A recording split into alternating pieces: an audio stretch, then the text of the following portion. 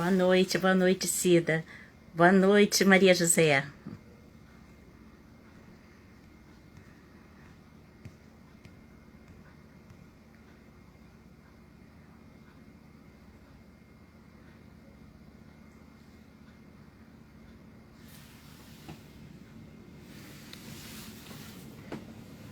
Boa noite, Isabel.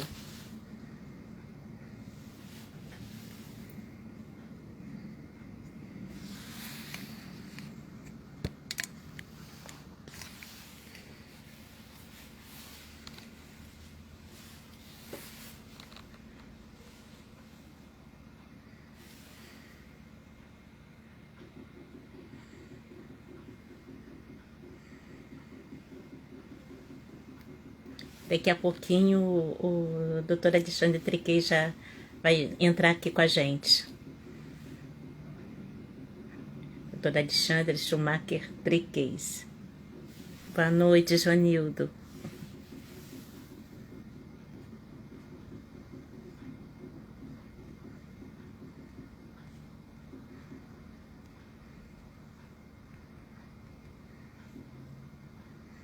Oi, Vitória.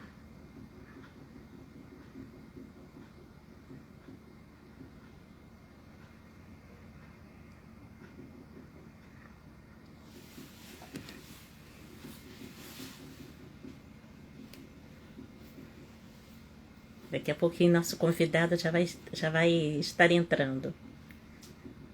E vai estar aqui com a gente.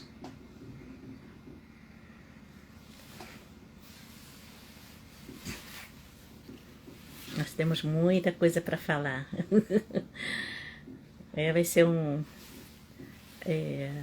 uma honra aqui estar trazendo o doutor Alexandre Schumacher Triquet para estar falando conosco, lá do Sul. Aí ele já avisou que daqui a um minutinho ele já está aqui com a gente.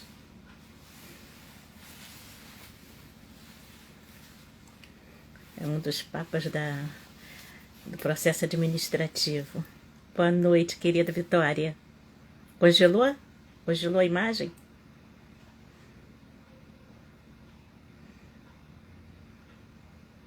Tá congelada aí, Vitória?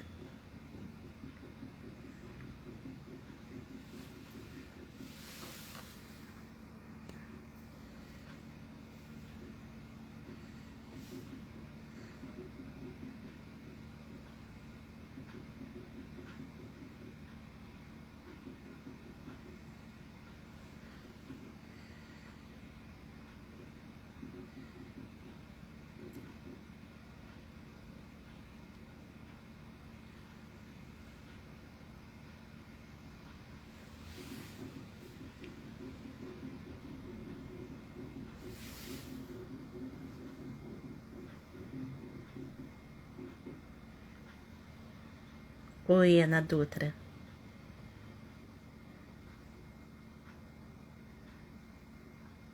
Oi, Verônica.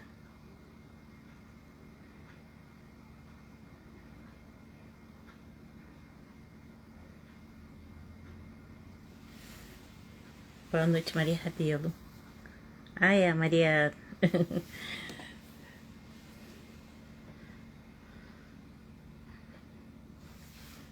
Daqui a pouquinho nosso convidado já chega.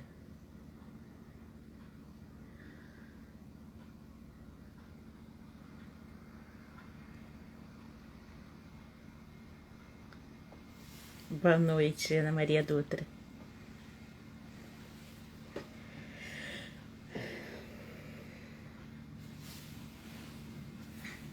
Opa, nosso convidado já acabou de chegar.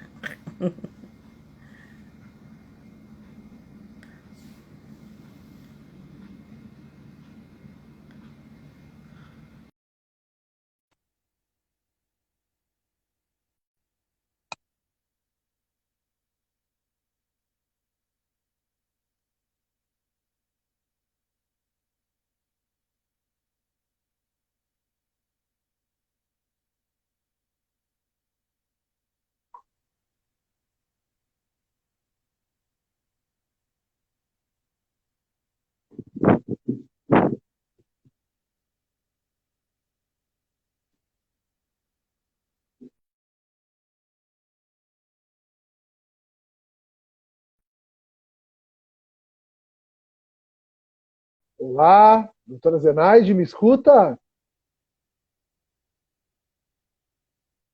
Eu espero que o doutor Alexandre já pediu para entrar.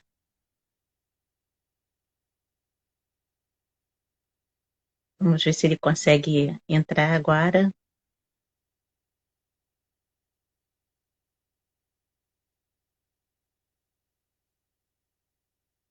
Boa noite, Claudionor.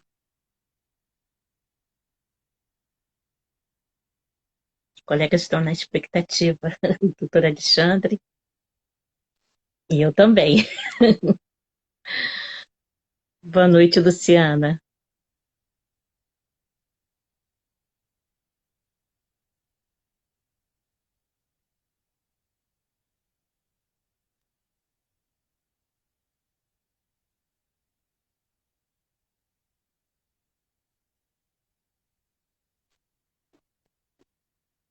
Vitória, quero te agradecer por você ter feito também a divulgação, ter dado um suporte na divulgação lá no nosso grupo de estudos de Direito Previdenciário RJ, né, para que os colegas ficassem atentos sobre essa entrevista de hoje, né? Boa noite, Luciana.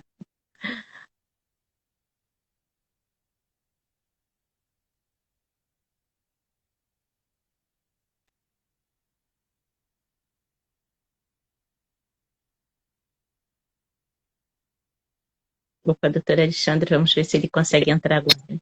Ô, Agora doutor foi. Alexandre, boa noite. Que Boa noite, prazer, tudo bom? tudo, que prazer, quanto Exatamente. tempo. Que tempo, realmente. Como é que vai a colega? Tudo bom? Como é que vai o Rio? Por enquanto, muito frio. A gente está congelando aqui no Rio. 20 graus, mas para a gente é uma geladeira. O senhor já Foi está acostumado, né? uma semana de muito frio, né? Em todo o Brasil, né? Sudeste e sul. E isso é uma virada total, né? Apesar de estarmos no inverno já. É verdade. Mas o prazer é todo meu. Muito obrigado pelo convite. Estava lembrando hoje à tarde, a primeira vez que nos encontramos, e creio que já deve fazer mais de uma década. Com Mais de 10 certeza. anos, provavelmente, num evento que fizemos no centro do Rio, pelo Instituto Enfoque, se não me falha a memória, muitos anos atrás. Pois sim, da Juliana. Isso. Eu lembro direitinho daquele sábado. Eram sempre aos sábados, né, que a Juliana fazia aqui no Rio, a turma um do Enfoque. E essa turma um gerou um grupo de estudo de direito previdenciário aqui do Rio. A gente estava sempre se encontrando desde 2011, a gente sempre se encontrava uma vez por mês, geralmente era uma sexta-feira, e ficávamos o dia inteiro estudando, de 9 até as 18 horas, estudando mesmo. É, estudando sério, né? Uma turma boa, turma de 50 colegas, né? E depois se desfez, mas eu continuei com outro grupo que já temos já quase 260 pessoas e pessoal do Brasil inteiro. Inclusive tem o Malco está com a gente, né? Que O legal. Alex Sertão e tem alguns outros professores. A Maura também está conosco, a Maura de São Paulo, né? Que era uma Sim, grande amiga, né? sem dúvida. E quem sabe um dia o senhor também estará conosco. Legal, não, que bacana. Eu acompanho os trabalhos, né, quando você publica eventualmente a convocação para os encontros. Antes mesmo da pandemia, eu lembro do grupo, né? E como é importante, né, Zenaide, os grupos de estudo, né? Eu acho que a pandemia, de certa forma, ela trouxe uma colaboração para todos nós nesse sentido, talvez um aspecto positivo diante de tantos aspectos negativos, que é o estudo em grupo, né? E com as transmissões, com o Google Meet, com as outras ferramentas, o próprio Zoom, a gente tem tido essa possibilidade de fazer. A quantidade, por exemplo, que eu tenho visto hoje, eu acho fantástico, de clubes de leitura, às vezes para ler um livro, né? E Isso. isso é um conhecimento que agrega muito a todos nós, né? Até poesias. Exatamente, Grupo eu de tenho visto muitos poesias. casos. E eu também tenho acompanhado o senhor com o grupo G4, que é um grupo fabuloso, fabuloso. E eu estou lá na turma lá do professor Fernando Rubim, né? Ele é, assim, elétrico. Tem dias que ele vai até 2, 3 horas da manhã, direto, fazendo aulas, e o pessoal acompanha mesmo, né? E acompanha também as suas Fernando é amigo. lives. Também acompanha suas lives e de todos do grupo, do seu grupo do G4, né? São todos elétricos. Isso, isso me lembra aquela banda, a banda também do IBDP, né? NP 46. Isso. Né? Começar a banda de rock, né? Mas é interessante que os professores também tenham esse outro lado que agregam também, né? E aproximam também os alunos e traz uma forma assim mais leve também do estudo do direito. Concordo, concordo, sem dúvida, porque tá tudo muito difícil, né, na nossa área, porque o contencioso não está fácil, né? O processo administrativo nunca teve, né? Porque sempre foi um caminho muito difícil e a gente tem que estar sempre encontrando soluções para os nossos clientes. E eu acho que o contencioso judicial talvez seja o grande ponto hoje, né? Porque já foi muito melhor, né? E hoje parece que ele está um pouco, né, estragado, digamos assim, é uma palavra forte, mas eu uso essa palavra porque eu acho que ele não está estragado por culpa dele, talvez ele esteja estragado também por culpa nossa, né? Pelos rumos que os processos judiciais foram tomando no decorrer do tempo, e agora estamos todos tentando consertar, né? A gente vê um esforço grande do judiciário para tentar fazer o melhor possível, né? A gente vê um esforço também dos advogados buscando capacitação, mas de fato o contencioso hoje não está fácil, não tem moleza, né? Trabalhar hoje na via judicial. Verdade. Doutor Alexandre, eu queria começar, né? Já tem um grupo grande aqui, já tem uma audiência já crescendo, e eu assim estou assim, super nervosa, muito honrada, né, de ter o senhor aqui, porque o senhor é o grande mestre do direito administrativo, né, que a gente tira o chapéu, né, e apresentar o senhor e estar com o senhor aqui é muita responsabilidade, né? Então, doutor Alexandre Schumacher Triquez, não sei se eu soletrei, falei seu nome certo, Perfeito, perfeito. advogado, mestre em Direito Previdenciário pela PUC de São Paulo, diretor jurídico de atuação judicial do IBDP, Instituto Brasileiro de Direito Previdenciário, professor e autor de obras no campo do direito previdenciário, principalmente direito administrativo previdenciário, né? Que, inclusive, lá no Enfoque, a nossa turma 1, por conta de uma colega nossa que no início ficou quietinha, só depois do segundo ano é que ela se revelou e ela falou assim, poxa, eu vejo que vocês são muito esforçados, trabalham muito na parte do judiciário e não conhecem muito administrativo. Se vocês conhecessem o administrativo, vocês iriam fazer um bom trabalho para os seus clientes e de uma forma mais rápida. E o nome dela é Kézia Contagem, Sim, sim. que ela é julgadora da primeira turma de recurso e defesa. Isso, ela é excelente. E agora ela está no conselho, né, de algum tempo. Eu não sei se é só meu celular que está dando um retorno, um eco. A minha voz está indo bem, é isso? Está me ouvindo bem? Super bem, aqui não está dando retorno. Ah, tá. Então deve ser alguma coisa no meu celular. Agora parou. Ah, que bom. É, doutora Alexandre, então eu tive a honra muito grande naquele período em que estive como coordenadora adjunta do Dr. Fábio Zambit, aqui no Rio do BDP, de estar com o senhor em alguns momentos, de alguns congressos do IBDP, coordenando na sala, dando um apoio, né, simples ao senhor, é, lá no Costão do Santinho, e também em São Paulo, no Congresso de São Paulo, que foi muito bom os eventos que o IBDP proporciona, e dado a importância dos diretores e palestrantes, professores, que estão lá sempre no Instituto, né? E eu queria deixar o senhor à vontade, porque, conforme eu falei, nós vamos ter uma conversa bem informal, para que os colegas possam usufruir muito dos seus conhecimentos, dos seus conselhos, que eu acho que é muito importante nesse momento de pandemia e também de muita mudança, uma mudança muito geral dentro do direito, do judiciário, fazendo com que os advogados entrem na era virtual digital 100% à força.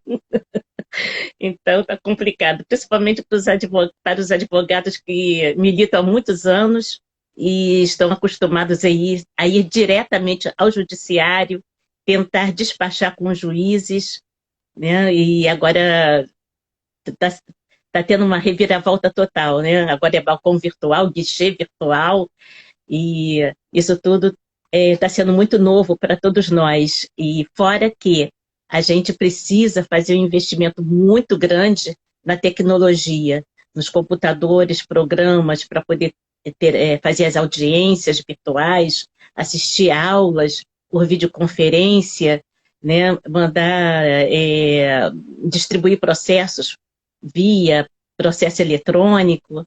Então, eu queria saber do senhor o que o senhor pensa disso. Também temos um outro lado.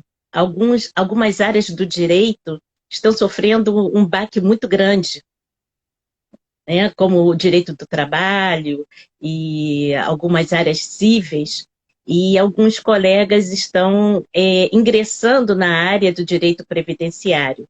Apesar de que a gente sabe que o direito previdenciário, por seu conceito de ser um direito social, ele também é muito ligado a outras áreas do direito.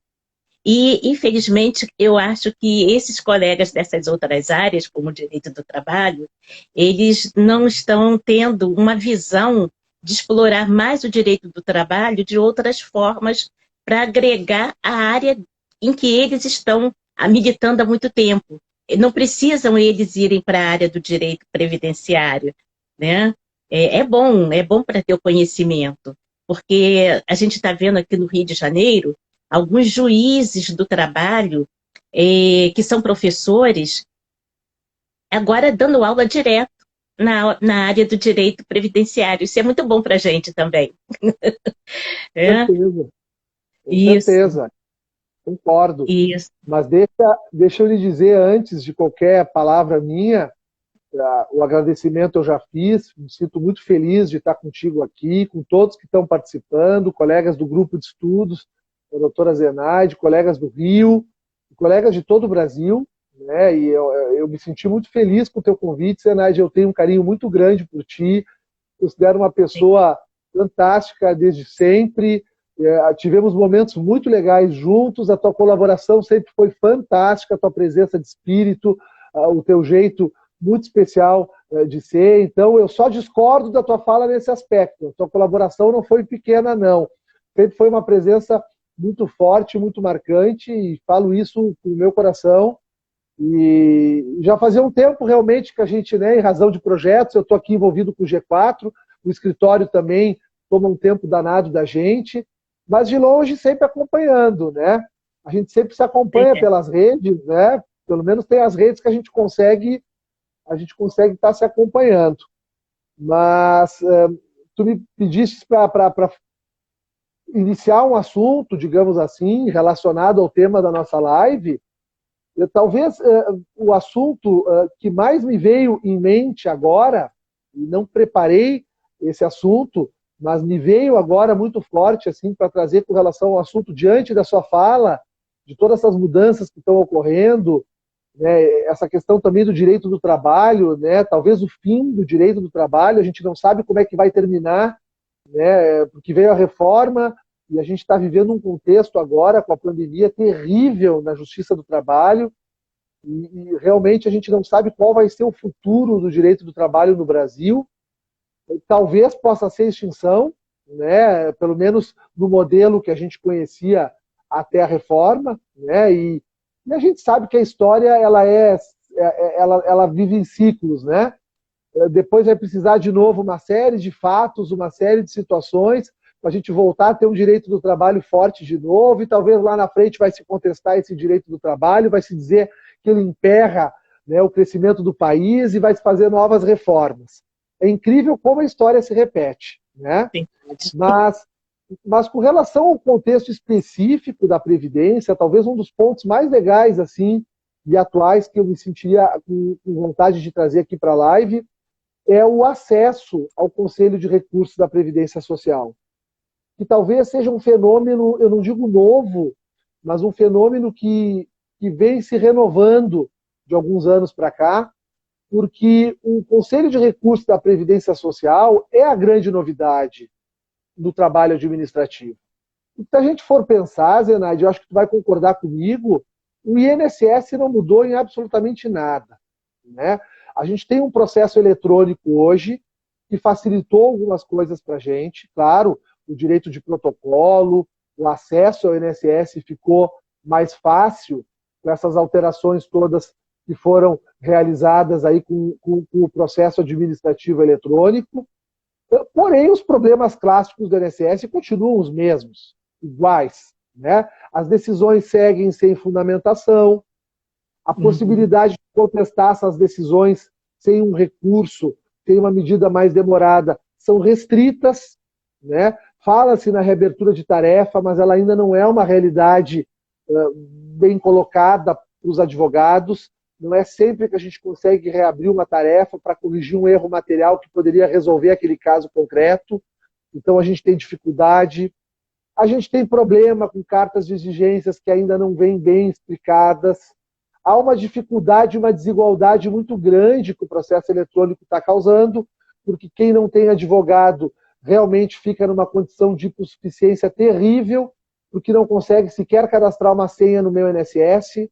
Né? Então, o problema, os mandados de segurança estão aí, quebrando a ordem de chegada dos processos. É bom para o meu cliente, mas é ruim para o sistema, porque eu furo a fila. Claro que eu furo a fila. O advogado não gosta de ouvir que fura a fila, mas claro que a gente fura a fila. A partir do momento que eu entro com mandado de segurança e o cidadão que está ao meu lado e não tem um advogado e não pode impetrar o mandado de segurança, sob a ótica do sistema não é bom. É bom para o meu cliente, mas na ótica do cliente não é bom, né? Agora, o Conselho de Recursos, ele vem com um diferencial. Qual é o diferencial do Conselho de Recursos? A gente tem verificado canais muito interessantes de comunicação com o Conselho, mas que muitos advogados ainda não conhecem. O que eu me refiro? Aquela história de eu protocolar o recurso administrativo no INSS, para o INSS remeter para o Conselho, que demora um tempão, que muitos colegas impetram mandados de segurança, ela não é a regra no Conselho. Porque a própria instrução normativa, quando trata do protocolo do recurso, ela diz que o recurso será preferencialmente protocolado no INSS. O que a gente tem visto hoje é que a comunicação por e-mail e por telefone com as juntas, com as câmaras de julgamento e com os órgãos administrativos do Conselho tem permitido um protocolo mais ágil de recursos. E aí rompido essa demora da subida do recurso. Porque depois do protocolo e quando o recurso já está distribuído para o relator, via de regra não demora muito a tramitação dos recursos no Conselho. A grande demora é a remessa ao Conselho. Então, essa informalidade que o Conselho está trazendo, né, por exemplo, recentemente eu tive um problema com uma situação de juntada de novos documentos que eu precisava juntar num recurso ordinário. Eu fiz um contato com a secretaria da junta e a secretária me disse, olha, me encaminha por e-mail que eu vou estar anexando. Eu encaminhei por e-mail e ela anexou no mesmo dia. né? Isso é uma informalidade que a gente não vê no contencioso judicial, não vê. Né? Claro que o contencioso a gente tem um sistema melhor, né, que funciona melhor, mas assim, a rapidez, a informalidade, isso tudo faz a diferença. Outra situação que eu tive recente, protocolei o recurso, subiu para o conselho, mas não foi distribuído para uma junta. Estava lá no conselho, não estava mais no INSS, e aí eu faço um contato com a coordenadoria, com a coordenação de gestão técnica, que é a CGT, que é o órgão responsável por operacionalizar a distribuição de processos, falo com a servidora que assessora a coordenadora, explico o que está parado, no outro dia já está distribuído para uma junta. Então a gente tem uma humanidade, uma pessoalidade, uma informalidade que a gente não tem mais no processo judicial. Claro que a gente não sabe se isso vai durar eternamente no Conselho, mas o que importa é que a gente tem visto uma preocupação da diretoria, do presidente, do vice-presidente, dos coordenadores em transformar essa informalidade em algo concreto. E isso facilita a nossa comunicação. Mas é fundamental que os advogados conheçam o regimento e conheçam os órgãos administrativos do Conselho, porque isso facilita bastante o trabalho. Para mim, esse é assim o momento mais... É a novidade, que não é uma novidade, mas ela é uma novidade assim para todos nós agora, mais democrática, mais acessível. Eu diria que, para mim, ela é mais novidade do que o processo eletrônico, ela é mais novidade do que disponibilização de laudos médicos no meu INSS, ela é mais novidade do que reabertura de tarefa. Porque se eu tenho acesso ao Conselho de Recursos, que é o que eu nunca tive, porque sempre demorou muito tempo, o resto eu resolvo na sustentação oral. Né? Então, tomara que a gente consiga, os advogados consigam se apropriar cada vez mais, né, desse contato informal com o Conselho e que o Conselho siga nos atendendo dessa forma. Que bom. E outra coisa também é que os membros do Conselho são membros, pessoas que têm uma especialidade, alguns são advogados e já veem o processo administrativo de outra forma, né? Então, isso facilita também muito o entendimento deles. Sem dúvida. Se tu me permite, só uma complementação, né, e tá, na minha opinião, perfeito. Veja que a minha manifestação foi a questão do acesso, né, porque a grande dificuldade sempre foi o acesso, né, porque quando distribui para o conselheiro trabalha bem e as decisões têm um nível muito bom. A grande dificuldade é o acesso. Se a gente conseguir acessar de uma forma mais informal, por exemplo, protocolando um recurso ordinário por e-mail, né? Ou, se não cumpre o INSS a decisão da junta, protocolando a reclamação ao Conselho Pleno por e-mail direto para o Conselho Pleno, e aí vai ser tomada uma medida mais rápida, o que acontece? Os órgãos do Conselho trabalham bem, porque eles ainda não têm os problemas que o INSS tem. Talvez não venham a ter também, a gente não sabe, né? Mas funciona bem. Então, assim, as decisões do Conselho são muito boas, mas a nossa grande dificuldade de usufruir ela sempre foi o acesso. Se a gente conseguir chegar com mais informalidade, com mais tranquilidade nos colegiados, né? E aí eu faço minhas as tuas palavras. Nós vamos conseguir resolver aqueles problemas mais básicos, como acertar um quinis, comprovar uma união estável, trocar o recolhimento facultativo pelo obrigatório, porque o cidadão pagou no 1406, mas não era o 1406, ele errou, e como ele era servidor público, não validou o facultativo, então ele não pôde aproveitar as contribuições para o regime geral. Essas questões triviais, que é 90% das demandas da justiça. Né? E aí a gente talvez possa ter uma outra realidade. É verdade, é verdade. Porque são coisas que, não, sendo resolvidas administrativamente, não tem necessidade de realmente bater as portas do judiciário, né? E o juiz poder ter tempo para resolver outras situações mais complicadas que envolvem os benefícios dos segurados. Sem dúvida, sem dúvida. Esse, para mim, é a configuração perfeita. Não precisa ter grandes estruturas, não precisa ter grandes funções, não precisa. Se for informal, atender o telefone, responder o e-mail, garantir o direito de protocolo, o resto eu sei que os conselheiros fazem. O sistema é democrático. tem um conselheiro indicado pelo patrão, tem um indicado pelo empregado e tem um indicado pelo governo. Isso é fantástico. Semana passada eu conversei com um conselheiro, o Júlio, que é conselheiro no Espírito Santo, na 24ª Junta de Recursos, indicado por sindicatos rurais. Meu Deus, o conhecimento dele do meio rural, que ele é trabalhador rural, e a defesa árdua, isso não torna o julgamento parcial, porque vai ter do outro lado um representante da Confederação Nacional da Indústria, que vai vir indicado pela Fiesp, pela CNI, e vai trazer o lado do patrão. E vem depois o representante do governo. Então, com essa forma democrática também de compor o colegiado, a gente evita decisões utilitaristas, a gente evita essas decisões que a gente tem visto em alguns tribunais superiores, que às vezes ninguém entende muito bem a quem está agradando. Então, essa é a configuração ideal. Aí os advogados vão usar. Agora, enquanto isso não estiver bem concatenado, não dá para culpar os advogados de estarem acessando a justiça. Porque, Zenaide, nós somos advogados e tu sabe tanto quanto eu, né? Se eu ficar inventando muita moda para o meu cliente no escritório, ele vai pegar o elevador e vai descer no andar de baixo, tem 4 concorrentes que vão direto para a justiça. Então eu não posso ficar fazendo muito envolvimento, tem que ser rápido o sistema administrativo, né? Não sei se tu concorda comigo. Não, com certeza, ainda mais agora nessa época, né? Ainda mais nessa época de pandemia que a gente está tendo dificuldades. Aqui no Rio de Janeiro, a Justiça Federal está toda fechada, é toda trabalhando só online.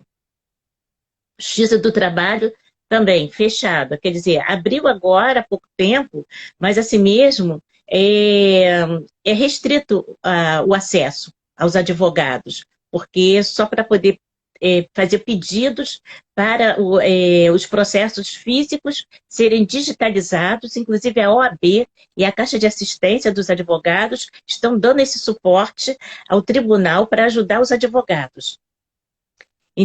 Então, aí os processos físicos estão com seus prazos suspensos desde o ano passado. Os colegas precisando... Aqui é muito parecido. A situação aqui é muito parecida, na estadual.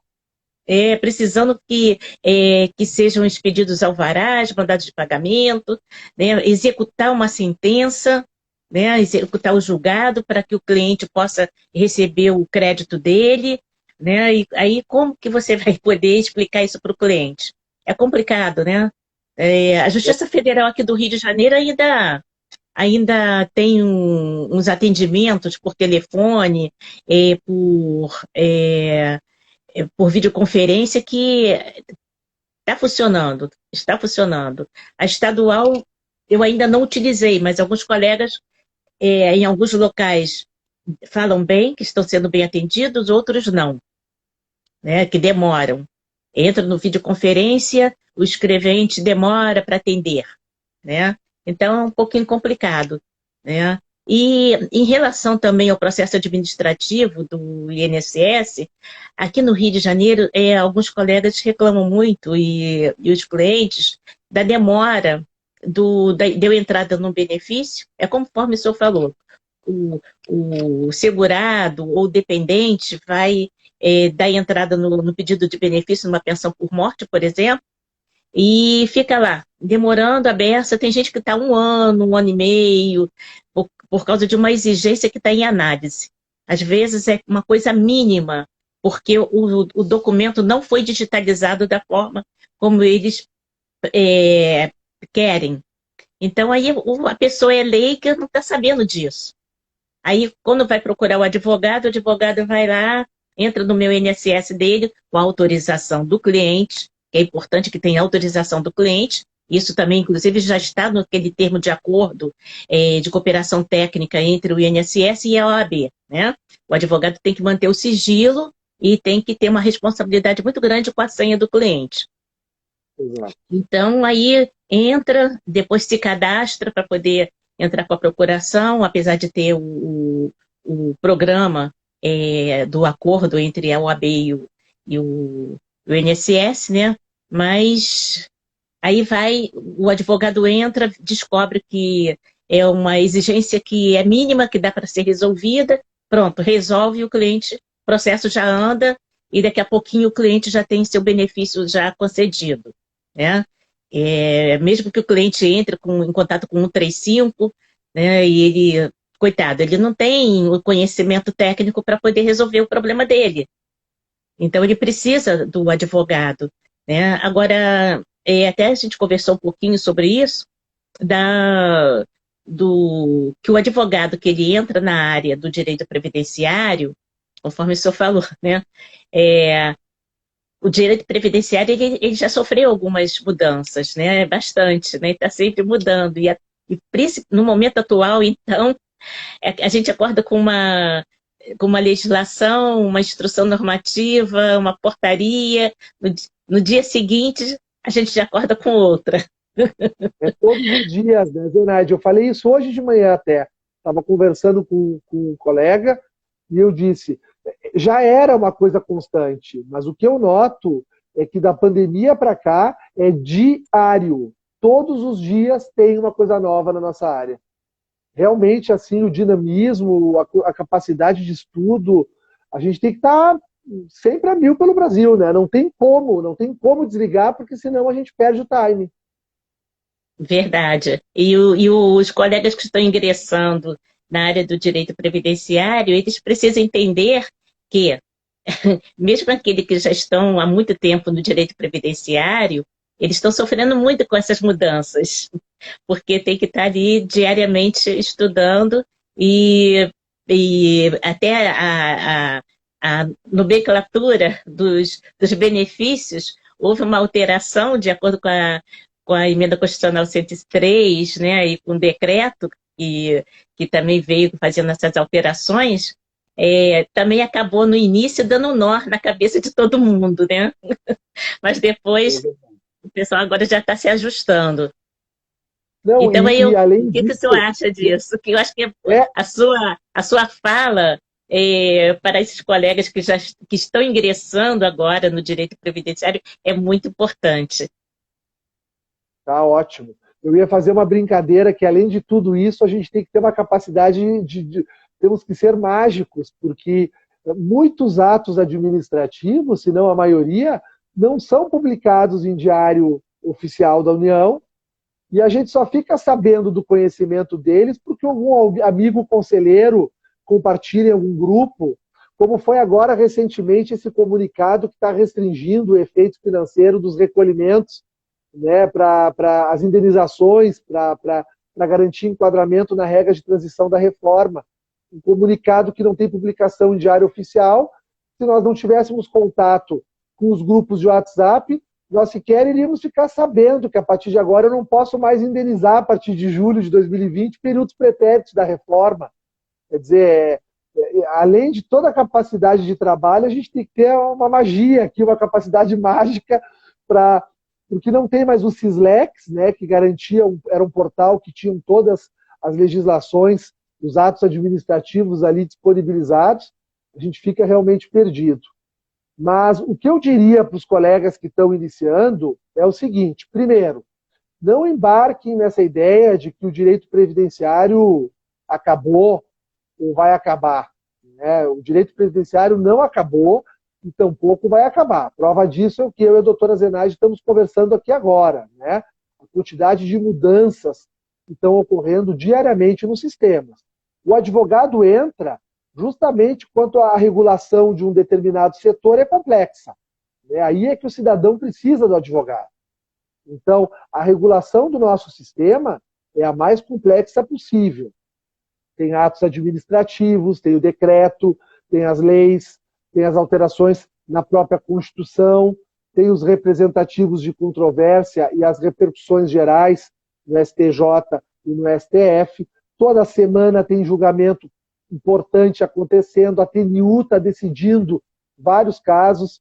Então, o direito previdenciário é uma área que não vai terminar, ela vai continuar, porém, ela mostra sinais, na minha visão, pelo menos, de estagnação, né, no que até então nós vínhamos fazendo, que era uma judicialização extremada, o ingresso de muitas ações da justiça e uma postura dos magistrados no processo judicial muito parcial a favor do segurado.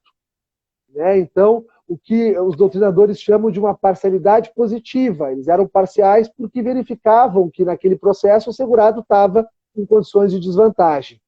Algo que a doutrina do direito do consumidor também fala, né? O juiz tem que proteger o consumidor, porque perante a grandeza do fornecedor, ele não consegue, nem no processo e nem mesmo com o advogado, né, ter um processo em igualdade. Né? Olha o caso do INSS, tem uma procuradoria que está distribuída em todo o Brasil. Então, mesmo com o patrocínio com o advogado, né, no processo judicial, a gente não tem uma igualdade perante o INSS. Então, me parece que o que muda é justamente a necessidade de conhecer as regras administrativas, isso é muito importante, porque nessa história de judicializar de forma extremada, como aconteceu nos últimos anos, o judiciário, como ele tem, né, o monopólio da jurisdição, não raras vezes ele passou a entender algumas matérias diferente do entendimento administrativo. É o que o professor Paulo Bacelar sempre fala, tem coisas que na via administrativa são melhores do que na via judicial. Por quê? Porque talvez, reiteradamente levando ao juiz uma determinada matéria, a TNU vem e decide diferente do que o INSS decide. Então, o que a gente vê hoje é uma necessidade de um estudo da legislação administrativa, da instrução normativa, das portarias, né, dos memorandos, né, das resoluções, dos ofícios circulares, criar uma cultura no escritório de conhecer essa legislação. Eu tenho que me sentir, de certa forma, um despachante. Por que eu digo isso? Porque o despachante ele não tem o acesso à justiça. O despachante precisa resolver, o despachante previdenciário precisa resolver o caso dele com as regras do administrativo. Ele não vai poder ir na via judicial. Então eu preciso focar o escritório um pouco para esse time. Isso vai trazendo muito conhecimento para o advogado, né? E aí começar a entender o comportamento do Conselho de Recursos da Previdência Social nas matérias, fazendo uma distinção do que é bom ir ao Conselho e o que não é bom ir ao Conselho. Com base nisso entra o que a Fabiana está falando agora ali no comentário, que é a educação dos clientes. Mas para mim educar os meus clientes, eu preciso ter a real dimensão do que é interessante levar para um caminho e para outro. Eu posso até colocar no contrato isso. Se eu entender que o processo do meu cliente tem que ser resolvido no conselho, eu posso passar isso para ele na consulta e abrir uma cláusula dizendo que nós combinamos no dia da assinatura do contrato que iremos ir à junta de recursos. Para que se ele reclame lá na frente, eu possa mostrar o contrato para ele. Né? Mas não tem como educar os nossos clientes se nós não nos educarmos. E isso é um trabalho diário. É um trabalho que, na minha opinião, doutora Zenaide, principalmente nós que atuamos há mais tempo, nós perdemos o compasso desse trabalho. Nós perdemos a paciência para olhar isso. Nós perdemos a capacidade de olhar o beabá. A gente quer realmente tudo já pronto. Né? E o judiciário aceitava isso tudo antes. Agora ele não está aceitando. Se eu levar assim, ele vai dizer que eu não tenho interesse de agir. E aí eu não vou conseguir, vou perder a DER. Vou ter que fazer uma nova DER. Então eu acho que o momento é de educação de nós mesmos. Né? A rotina e o conhecimento. Na minha opinião, é o conselho que eu traria para os advogados que estão entrando agora na área.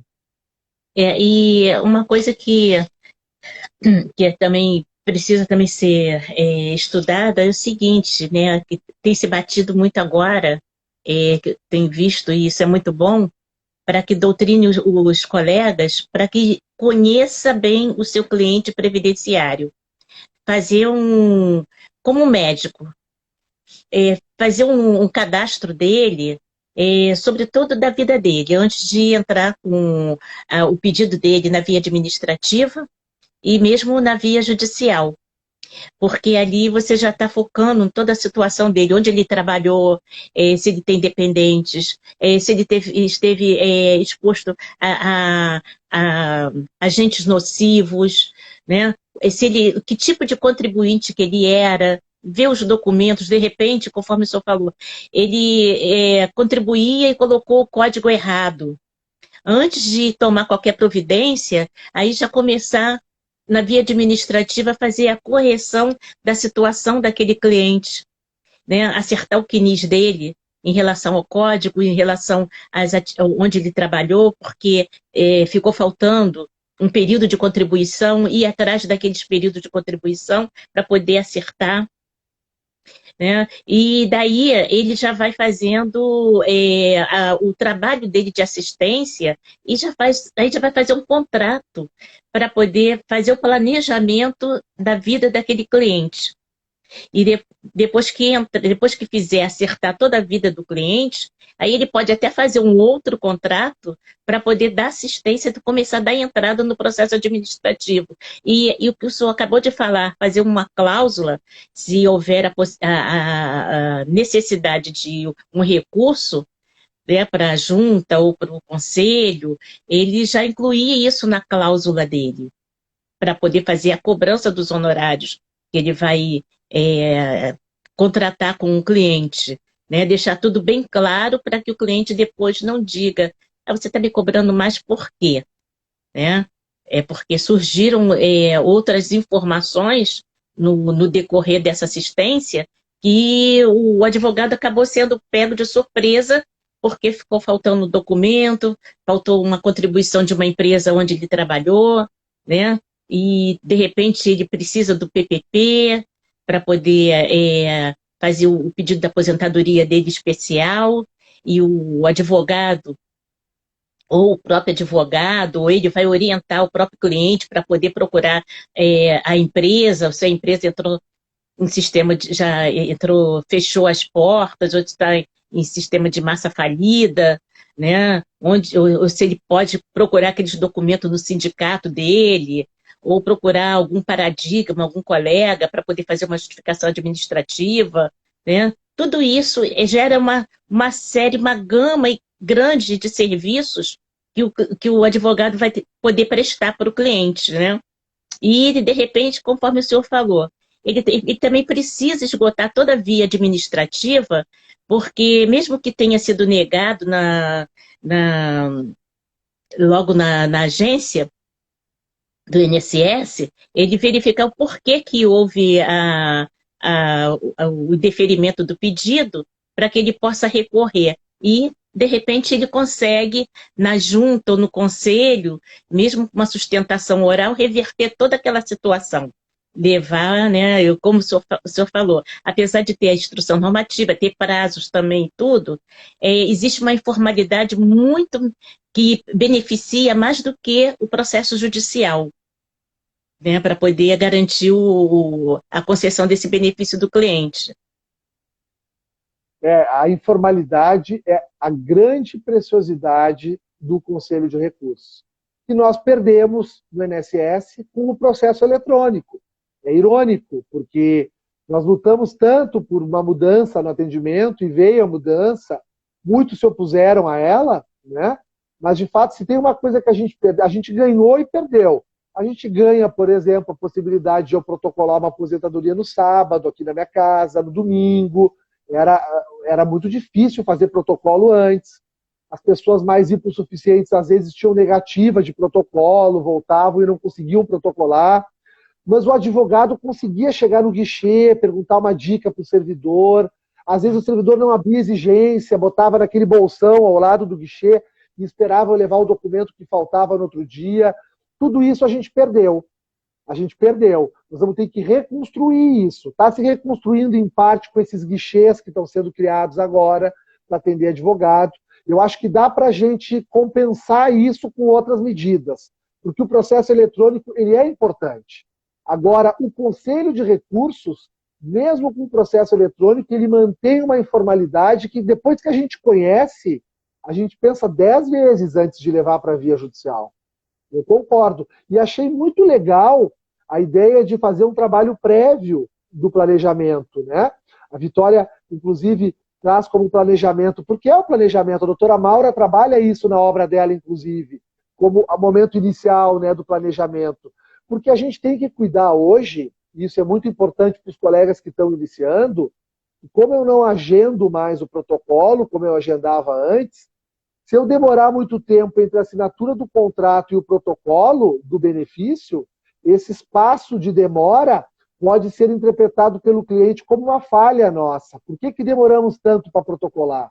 Ah, eu estava organizando o documento, fiquei 3 meses organizando. Só que ele não vai entender bem isso. Mesmo que nesses 3 meses eu estivesse organizando junto com ele, pedindo que ele fosse buscar os documentos rurícolas. Mas eu ouço muito de clientes, principalmente na transição ali do eletrônico, do antigo para o eletrônico, que às vezes ficou ali uma janela de 3 meses, 4 meses, eles me indagam, doutor, mas nós não assinamos o contrato em janeiro, por que os retroativos estão vindo só desde abril? Aí eu explico, mas fica aquela explicação meio rasgada, parece que é culpa nossa, porque não tem nada documentado, ele nem lembra que eu estava demandando a instrução. Então é muito importante, sim, a transparência no contrato. Quando eu pego um processo, Zenaide, por exemplo, de pensão por morte no escritório, que é um processo muito vocacionado ao juizado, e que não dá para demorar muito, a pessoa está precisando, e às vezes o valor do benefício não é alto também, e eu vejo que foi negado, mas que tem no processo administrativo a prova plena, eu tenho ali 2 documentos, até 24 meses antes do óbito, que comprovam, tem um filho a vida em comum e uma conta bancária conjunta. O INSS errou de erro mesmo, de ilegalidade, o servidor não deu. Esse é um caso que eu não levo para a justiça, porque eu sei que o conselho vai me dar. E aí é importante para o colega orientar o cliente. Então eu oriento. A primeira coisa que eu digo para o meu cliente, eu trago ele para o problema. Eu digo assim, ó, cliente, esse processo vai para o juizado. O senhor sabe o que é o juizado? O juizado é um procedimento que está muito desgastado, vem sofrendo muitas críticas no momento em todo o país, até por parte dos magistrados. A audiência não vai ser com o juiz, vai ser um conciliador. Eles ficam buscando o erro, ficam fazendo perguntas para verificar se você não está fraudando, não tem aquela amplitude decisória que a gente vê no conselho. Então, a minha orientação é levar para o conselho. Você topa? Topo. Aí eu boto lá, cláusula terceira. No dia da assinatura do contrato, as partes, contratante e contratado, decidiram esgotar a via administrativa, considerando o que foi conversado a respeito das dificuldades do processo judicial. Então, eu coloco uma cláusula ali. Fica claro. Se ficou demorando, se lá no domingo, a gente diz aqui no Sul, né? Se lá no domingo ele está mateando, tomando um mate com o vizinho na casa dele, comendo bergamota, como a gente diz, uma tradição aqui no Sul, comer bergamota e tomar mate, né? no outono, e o vizinho diz, olha, abre o olho para esse teu advogado. O meu em 4 meses resolveu. Talvez resolveu no juizado em 4 meses, porque às vezes dá certo. Agora, tu tens a cláusula e tu consegue demonstrar que, na verdade, tu tomou uma medida de segurança ali. Porque poderia dar errado no juizado, e aí iria transitar em julgado. É verdade. E o senhor colocou aí, muito interessante essa cláusula, né, porque é importante, ficou bem transparente a situação, e ele está ciente que a via administrativa será esgotada. Maravilha. Olha, agradeço por essa dica aí, porque às vezes, é conforme o senhor falou mesmo, a gente fica trabalhando, mas tem detalhes que a gente se perde, acaba se esquecendo, né? E a gente está também tentando ficar ávido a resolver o assunto do cliente e acaba se esquecendo de alguns detalhezinhos do contrato que vai proteger a gente e proteger o próprio cliente, né? Em relação ao nosso trabalho. Mas sabe, só um complemento, doutora Zenaide, eu também não me aventuro. Eu verifico que não é caso de conselho, se eu vejo que a prova está fraca, que não tem como resolver no conselho, eu vou para a via judicial. Eu acho muito importante isso. Quando a gente fala em processo administrativo, a gente não deve criar uma ideia que o processo administrativo é um tribunal maravilhoso, o CRPS vai resolver todos os problemas. Não. Se você verifica que não tem como resolver lá, vá para a via judicial. Aquilo que eu opto pela via administrativa é porque eu tenho certeza que eu vou levar. E dificilmente a gente perde, porque a gente tem como fazer isso, essa análise. Basta conhecer a instrução normativa. Isso. É muito importante. A gente diz, né, que já é um jargão antigo, que a IN é a Bíblia dos funcionários do INSS, né? Se você não falar para eles aqui, olha, está aqui no artigo tal que você não pode fazer isso e tal, Aí eles param. Se falar sobre a lei 8.213, 8.212, que for outras leis, eles não querem nem saber. Mas falou da instrução normativa, eles acatam, acatam Acatam, mesmo. acatam mesmo. Doutor Alexandre, eu queria que o senhor pudesse falar dos seus livros. Acho muito importante, e porque alguns colegas ficam procurando livros sobre direito administrativo, sem ser o direito administrativo previdenciário, os outros que o senhor é, escreve, já escreveu, que a gente pode encontrar, né? Como que a gente pode fazer isso? Eu me lembro que quando o senhor editou um dos livros, lá atrás, que a gente ainda estava no Enfoque, né? Não, a gente já tinha até terminado do Enfoque. Entrei em contato com o senhor, aí comprei, acho que uns 30, 40 livros, não foi? Lembro. Eu não lembrava, agora que estou lembrando. Lembro Fiz a sim. Foi muito encomenda, legal. o senhor conseguiu fazer um preço bacana para a gente e mandou tudo para cá. E tinha até o DVD, o livro e o DVD, né, sobre a mudança da iene. Então, o senhor já tinha já elaborado, só que eu não me lembro se ainda estava na 45, acho que estava na 45 ainda, né? 35. Então, a gente foi beneficiado com uma dessas suas obras. E o senhor poderia falar para a gente? Claro, posso sim. Olha só. Das minhas obras, tem uma delas, tá, em coautoria com o Tiago Kindrick, que é o colega de advocacia aqui do Rio Grande do Sul, é presidente da Comissão de Seguridade Social da OAB do Rio Grande do Sul, que é o Reafirmação da DER. Está saindo a segunda edição, deve estar saindo agora, se não em agosto, no mais tardar em setembro, já vai estar disponível, pela editora Paideia, que é a editora do IEPREV. Então, editora Paideia, nessa segunda edição. A primeira edição foi pela LTR, nós estamos mudando a editora agora para a editora Paideia. O livro já está rodando, ficou muito legal. Nós atualizamos a obra com o desfecho do tema 995, né, e as principais questões que hoje estão palpitando aí nos tribunais regionais federais, porque mesmo com o julgamento do tema 995, a advocacia tem tido muita dificuldade em reconhecer a reafirmação da DER, porque tem muitas questões que às vezes não são aplicadas conforme o precedente, geram dúvidas, e a gente está trazendo na obra alguns esclarecimentos com relação a tudo isso. Então, com relação à reafirmação da DER, queria anunciar para os colegas e acredito que agora em agosto a obra já esteja disponível, a gente vai estar divulgando nas redes sociais, vai ser um prazer poder compartilhar com vocês esse que é um tema fantástico, um tema tão importante para a advocacia, né, que é a reafirmação da DER. Com relação às minhas obras de processo administrativo, tá? Eu tenho 3 obras de processo administrativo. Eu tenho uma obra que é o Direito Processual Administrativo Previdenciário, pela editora Revista dos Tribunais. Essa é a única obra que ainda está sendo comercializada. Mas ela não é uma obra prática, ela é a minha dissertação de mestrado. Então, ela é uma obra para o colega que está escrevendo sobre processo administrativo e queira ler a obra para sua pesquisa. Eu faço ali algumas digressões com relação ao processo administrativo, eu analiso problemas e trago propostas de soluções. Essa obra está sendo comercializada ainda pela Revista dos Tribunais, e as minhas outras 2 obras, que são as práticas, em coautoria com Adriano Maus, essas estão esgotadas.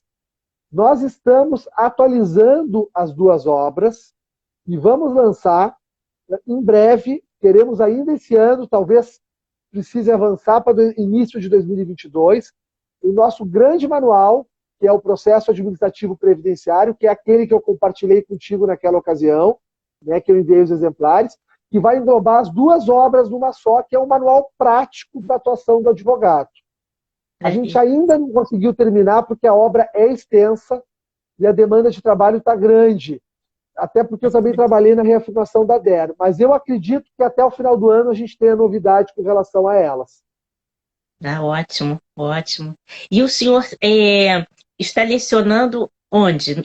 Além de estar no IEPREV, BDP, Eu fora o hoje, G, fora o G4, que o senhor dá também as suas isso, mentorias. a minha atividade docente hoje, de sala de aula, digamos assim, que não é bem sala de aula, né, porque é virtual, eu estou direcionando ela toda no G4. Né? Eu suspendi quase que totalmente, não totalmente, mas quase que totalmente, as minhas outras atividades docentes, porque eu estou focando bastante na atualização das obras esse ano, né? E na produção científica. Eu venho produzindo, venho escrevendo, né? E venho me aproximando também, porque eu quero buscar o meu doutorado, se tudo der certo logo, logo. Então, o trabalho científico me encanta muito, né? O trabalho mais silencioso, as pessoas não ficam sabendo tanto, mas a gente está plantando sementinha, onde a gente propõe melhoras, onde a gente propõe evolução. É na universidade, não adianta, né? Na sala de aula, na pós-lato sensu, no direito previdenciário a gente trabalha mais para a formação dos colegas. Já no stricto sensu, é para tentar fazer as coisas melhorarem. Então, esse ano eu estou focado no G4, né? Nas atividades, nas redes sociais, a gente vem fazendo lives, mas assim, a atividade docente em pós-graduação, eu estou realmente um pouco mais restrito para tentar desenvolver um pouco mais essa parte escrita, para ver se em 2022 eu consigo iniciar já num contexto mais avançado. Então, esse é o meu contexto hoje. E o escritório, né? Eu sou advogado, doutora Zenaide, como profissão número um. Né? É a minha atividade principal, é onde eu me realizo mais. Sem dúvida, é o que eu mais gosto, defender os meus clientes. A advocacia circula na minha veia, então eu estou a todo pique no escritório. E a gente está precisando trabalhar muito no escritório, porque lá a gente não pode brincar nem um pouquinho, porque são vidas humanas que estão procurando a gente, né? Exato, exato. E na OAB do Rio Grande do Sul, o senhor continua atuando lá na comissão? Eu sou membro da comissão, o Tiago assumiu a comissão após eu concluir a minha segunda gestão, e eu estou conselheiro no momento aqui na Ordem, né? Já conselheiro de segunda gestão também, até o final do ano eu sigo conselheiro seccional. O meu trabalho da Ordem reduziu um pouco, porque na presidência da comissão o trabalho ele é mais pesado, né? Hoje está sendo feito pelo Tiago, né? Mas eu sigo colaborando, a gente está sempre junto, a gente está sempre junto, né? Mas o meu trabalho hoje na seccional é mais no conselho mesmo. Ah, que bom.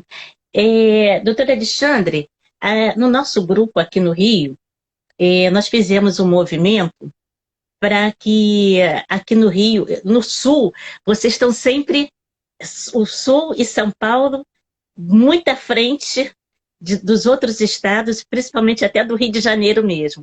Infelizmente o TRF2 aqui é um pouco ainda retrógrado, um pouco ainda engessado para muita coisa, né?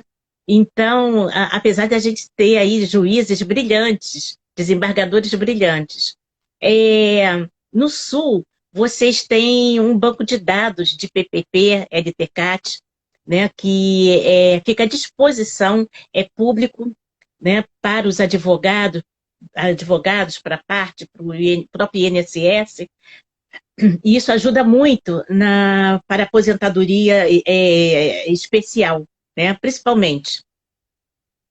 E a utilização dos paradigmas, né, já que o segurado às vezes não consegue mais não consegue mais aquele PPV dele, ou tem dificuldades até de mandar que seja retificado, né? Então, aqui no Rio teve esse banco de dados, aqui no TRF2.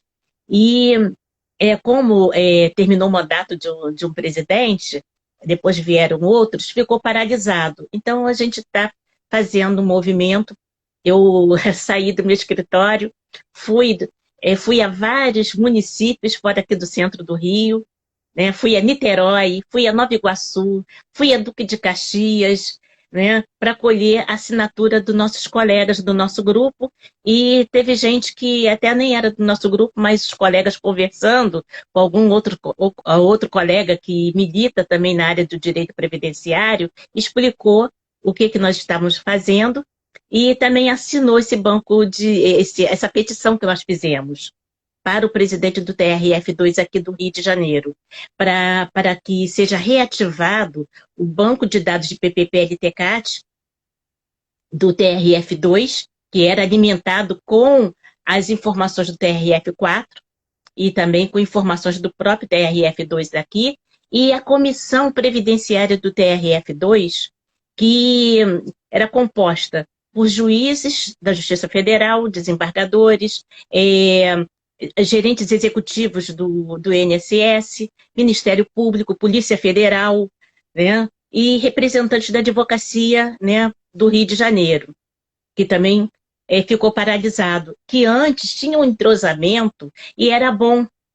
Tanto que os convênios que daquela época, reclamações dos advogados em relação às dificuldades nas agências do INSS eram resolvidas nessa comissão e também dificuldades dentro do próprio judiciário.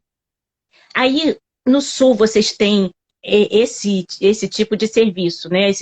Essas instituições. E como que está se procedendo? Ainda continua? Sim, o banco de laudos aqui funciona muito bem, né? Porque o banco de laudos ele está no site, né? Tem tanto na quarta região, tanto Santa Catarina quanto no Paraná, quanto no Rio Grande do Sul. Cada um tem o seu, né? Porque ali tem as cidades do interior, a gente pode fazer uma pesquisa pela cidade. Então tem muitos laudos, muitos LTCATs, PPRAs, de vários ramos, dos mais diferentes possíveis, assim, né? O bacana aqui é que se criou uma cultura, e aí interessante, doutora Zenaide, realmente essa conjunção de esforços, né? Isso tem que ser realmente dialogado, porque não adianta apenas ter o banco de laudos. Porque, por exemplo, o que acontece? Às vezes o advogado ingressa com uma ação e postula uma prova pericial para comprovar uma atividade especial, e no despacho do juiz, ele vem e junta o laudo que está no banco de laudos e diz que juntou o laudo, intima a parte para ver se concorda e dispensa da prova pericial. Então, o banco de laudos hoje, ele é considerado por parte da magistratura também algo positivo a ela, porque facilita a instrução do processo. Resolve hoje um dos maiores gaps que a gente tem no processo previdenciário, que é a prova pericial e atividade especial. Porque aí tu tens aquele juiz que defere a prova, mas ele não pode deferir milhões de provas, porque não tem como hoje, pelo custo, pelo tempo, e às vezes um processo a gente tem 3, 4, 5 situações que precisariam ser periciadas. No outro extremo, tu tens o juiz, que na minha opinião é irresponsável, que diz que não vai fazer a prova porque tem que resolver na Justiça do Trabalho. Ele não pode negar a jurisdição. Se o próprio INSS processa a vistoria técnica, se tem divergência entre o LTCAT e o PPP, como é que a matéria não é previdenciária? Então, esse outro juiz também não está correto. Então, a gente tem que encontrar um equilíbrio. E aqui esse equilíbrio vem sendo construído. E a maior prova disso, eu vou reiterar, porque eu acho muito lindo falar isso, é que hoje os juízes, o advogado que está iniciando entra, pede perícia, mal ele sabe o transtorno em torno da perícia. Nós estamos há anos discutindo isso, nos congressos, se pode, não pode, se é matéria trabalhista ou não. Quando vem o despacho do juiz, ele é surpreendido. O juiz pega e apresenta o laudo ele. Ou no despacho pede para o gabinete juntar, né? Junte-se o laudo similar, constante, no banco de laudos da empresa tal, e intime-se a parte para em 15 dias se manifestar sobre o laudo. Após, volte concluso para a sentença. Então, eu entendo que o pleito de vocês, ele é justo, ele é necessário, e o mais importante é mostrar para o magistrado, que talvez às vezes ele não saiba disso, que talvez o principal beneficiário vai ser a justiça, vai ser o poder judiciário, né? Porque isso facilita a tramitação dos processos. Mas realmente precisa criar uma cultura, tem que fazer evento na ordem sobre o banco, tem que fazer live, tem que chamar os juízes para o debate, porque não adianta apenas ter os laudos e os juízes não darem efetividade à prova emprestada, porque aí não vai adiantar nada, né? Porque, infelizmente, na Justiça do Trabalho aqui, alguns juízes não gostam da prova emprestada.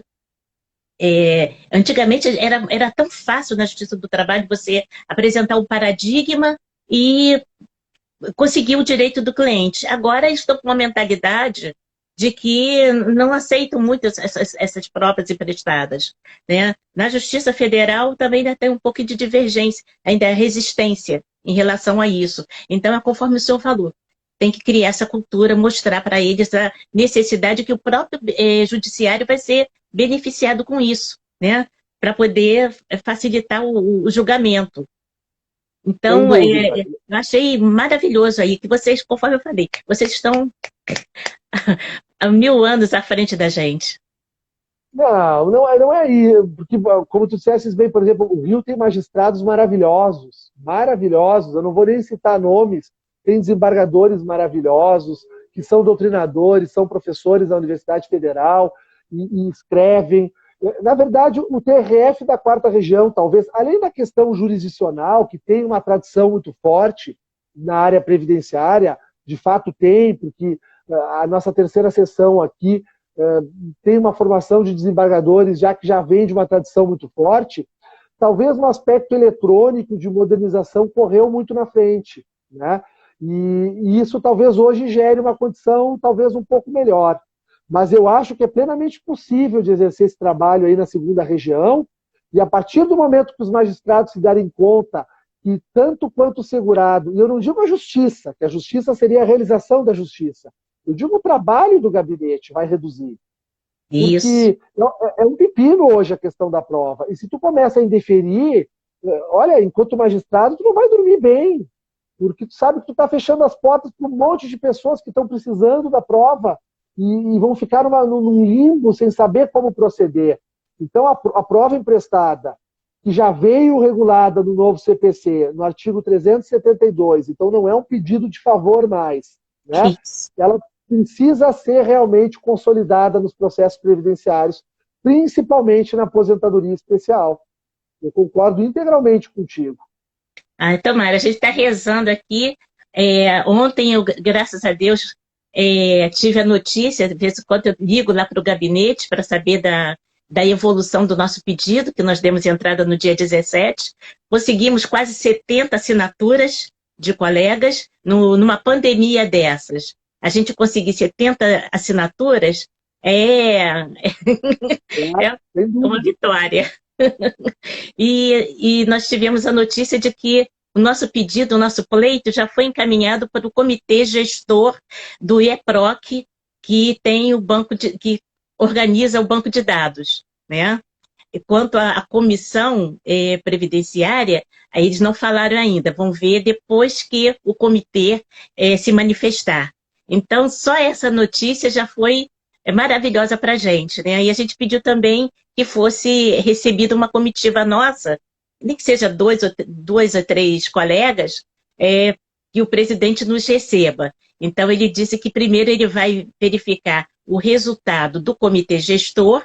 Esse comitê gestor foi criado em 2015, numa outra gestão de um outro presidente do TRF, né? Mas isso já nos deixou muito alegres, muito felizes, né? Que tomara que a gente consiga esse pleito, né? E a comissão também seja reativada. Eu acho importante. Muito importante. E a sua fala agora... Eu ia só dizer que saindo é importante divulgar nas redes sociais.